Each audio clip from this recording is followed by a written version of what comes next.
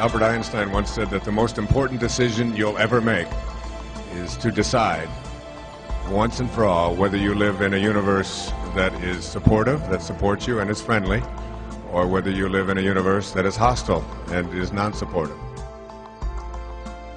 So we got a program. What was the program? It said, you don't heal yourself, the doctor heals you.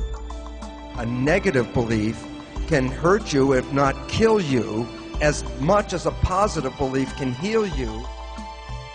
How often do you hear you have to take a pill for virtually any ailment that might be concerning you, and then if you don't have one, they'll invent one, you know. And create new ailments. Right, exactly. Your body has these reserve cells, and the understanding of these reserve cells is that they will repair or replace anything that your intention is focused on.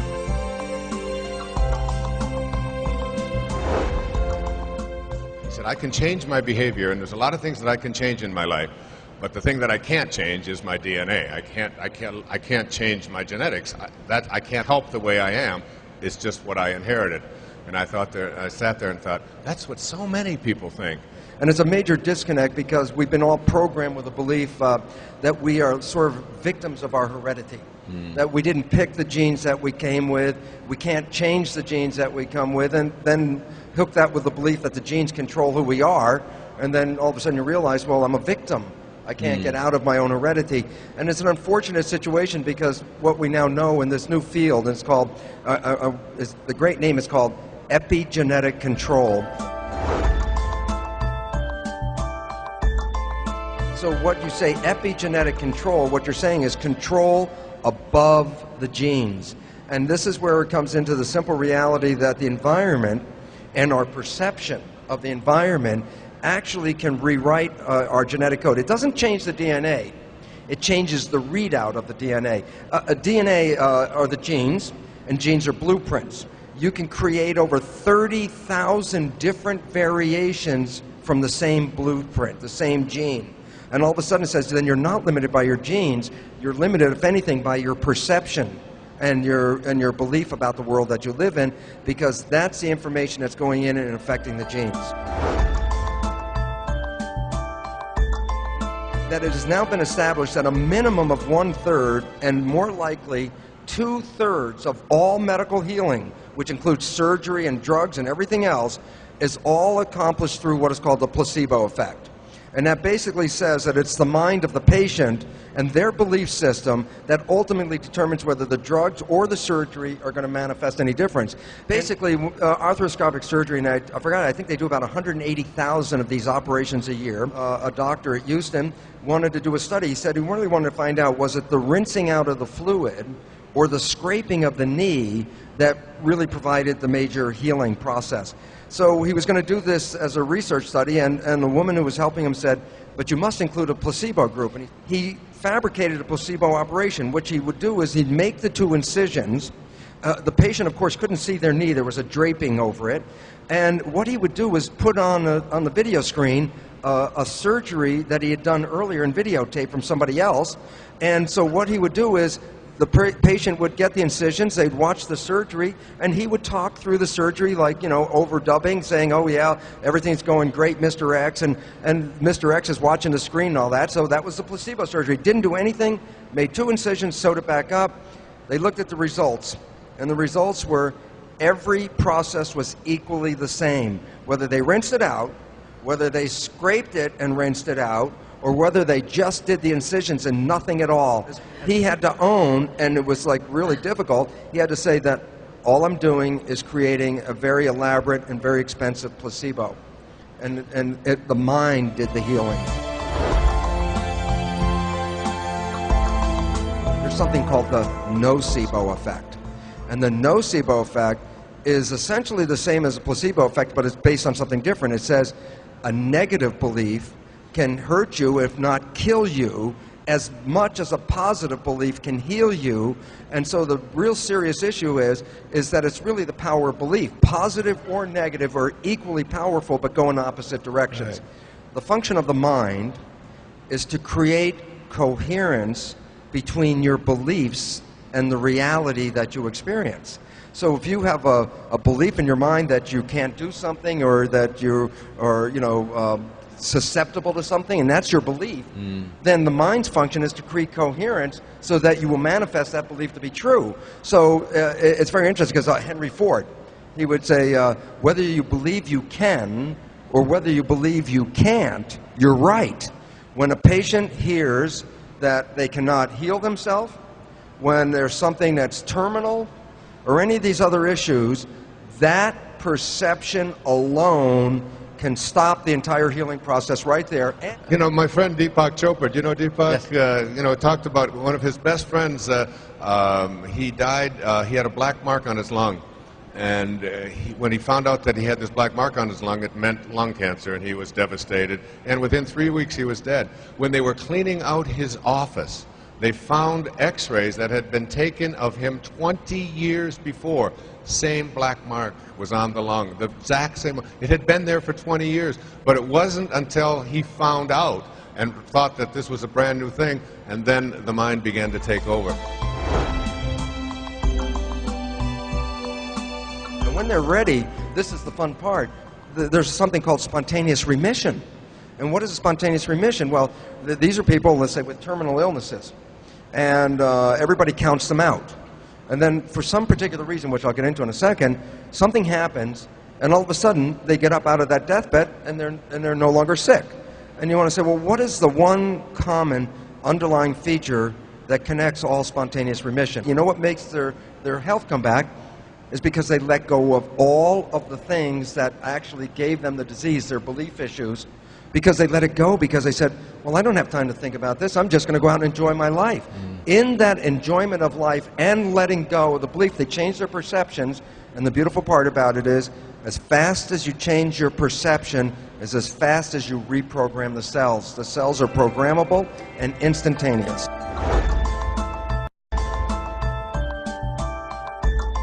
A thing called neuro-linguistic programming, and NLP is nothing more than finding, with depressed patients, what we have found with people who are severely depressed and who've been on Prozac and so on, what we do is we take them off the Prozac and they measure the brain and the chemistry of the brain, and then they will ask the person to no longer identify with an event in their life that is causing them to be depressed, but instead to step outside of their body, to become the observer to it, and instead of saying, okay, here's another thing that's causing me to be depressed, you say, you put your attention on something else, and the thing you put your attention on is, there goes my brain again misfiring. It is doing something that it has been trained to do, and you're the observer, you're just watching it. And when people then are trained to put their attention on any moment in their life, that they were happy, that they were fulfilled, that they were, as you mentioned, that they were in love, that the chemist, then they measure the chemistry through an MRI, they measure the chemistry of their brain, and their brain has changed exactly the same way that taking one of these pills does, except there's no side effects. One of the biggest obvious facts that always gets me upset is Prozac, one of the biggest selling drugs on the planet, has been verified in a laboratory testing by the drug companies to be no more effective than a sugar pill. And yet it's billions of dollars in this, and that's because people believe in Prozac. But that's called the placebo effect. And yet the side effects from Prozac are disastrous. Your own brain is your best pharmacy. Everything in your head will fix everything in your body. And that's all we really need to know, but we need to re-educate ourselves to access that. So the fate of the cell was controlled not by the genes, the fate of the cell was controlled by the environment. We see ourselves as single individual entities. This is a misperception. You are not a single entity, you are a community, because the living things are called cells, and you are made up of about 50 trillion cells, so your body is a community.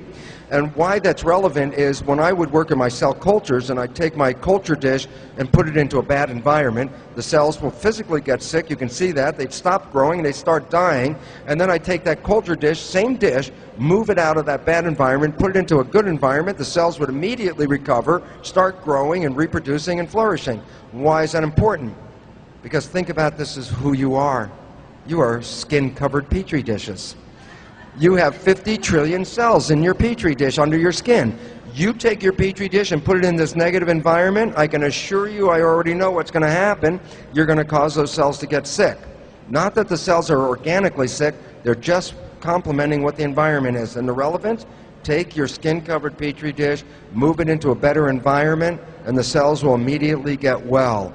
And the relevance about that is you're not a victim, you're a master. You are the controller of this, and we were not teaching that in school. All we were teaching is, victims, you don't heal yourself, somebody else does it, and that was totally wrong. Bruce, you were saying you change your thinking, and that is what erases essentially the disease. But how do you tell your cells from your mind, go do it now, please? I mean, is it that simple? Well, it's simple, and then there's a little mystery. So let's clear the mystery up. There's two parts to the mind. There's the conscious part and the subconscious part. And they're profoundly different pieces. They're not the same thing. The conscious part has your source, your spiritual connection to it. It's your thinking mind. But here's what's important. The conscious part is the part of the mind that has your wishes, your desires, your aspirations, what you want from life. The subconscious mind is a machine. It's a record playback device. You habituate a program, you repeat something enough times, it's recorded in the subconscious mind, you push the play button, and it continues to play that for the rest of your life unless you rewrite the program. There has been a tendency for us to think that we run our lives with our conscious mind. I want this in my life, this is my desires, these are the things that I want. So we have a perception that our conscious mind is running the show. It has now been recognized by neuroscientists that this is totally incorrect, that the conscious mind only operates about 5% of the day at the most, and generally about 1% of the time, meaning your life is being driven by your subconscious. Now here's where the disconnect comes from. The primary programs in your subconscious mind you acquired from other people. We now know very clearly that we are already downloading programs in utero. When we are in a fetal stage, we're already downloading behaviors that we're acquiring from our parents. And when you're born, it's already been determined about half your personality is already established at the time of birth. Things that we have no cognizance of, no awareness of, because they were so early in our lives, are things that are programming our lives on a day-by-day basis, which means there's a tendency to disempower us, and that's what the programs in the subconscious are. You've heard parents talk to kids like, who do you think you are? You don't deserve this. You're not smart enough. You're a sickly child. And here's the simple point. If you're under 6 years of age and you hear these proclamations, they go straight down into the subconscious mind and they're programmed there. Now you ask, why is my life difficult? And the answer is this, because only 5% of your life is coming from what you want, and 95% is the program from the subconscious mind, which is programmed by others, and almost all of that is limiting your ability. So 95% of the day, you're not following what you want, you're following other people's programs. I'm not talking about a terminal illness here. I'm talking about how can I make myself feel better in the next 30 minutes while I sit down to work out this writing deadline and so on. And things like you talk about in your book, things like meditation, things like getting quiet. But even more than that, and we talked about this at the break, it's like what kind of energy field do you find yourself in? So this isn't just like good stuff to read about and to write about. This is something that you can really go inside. Whoever you are listening, whatever your life situation is, you have to make decisions. I don't go for physicals. I don't want anybody looking at me and telling me this, this test is up, this one is down, this is an indication, you got a 17% of living another 3 years, you got an 18%. I don't want to hear anything like that. I figure that the less I know about what is wrong, and the more I believe about what I have the power to do something about, isn't that changing your perception? Isn't that entering into that subconscious world and putting your attention on something that you want rather than on something you don't want? Albert Einstein once said that the most important decision you'll ever make is to decide once and for all whether you live in a universe that is supportive, that supports you and is friendly, or whether you live in a universe that is hostile and is non-supportive.